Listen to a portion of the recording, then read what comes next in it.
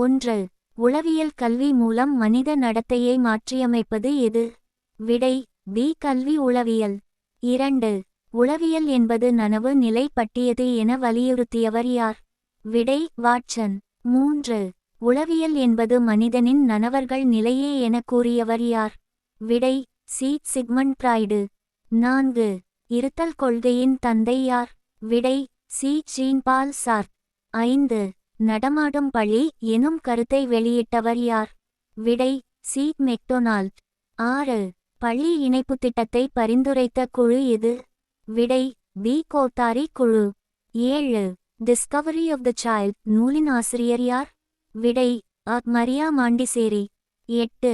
Education for a better social order என்ற நூலின் ஆசிரியர் யார்?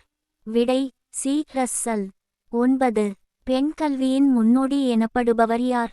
விடை பி. பண்டித ஈஸ்வர சந்திர வித்யாசாகர். 10. தாராசந்த் குழு எப்போது அமைக்கப்பட்டது? விடை பி. 1948.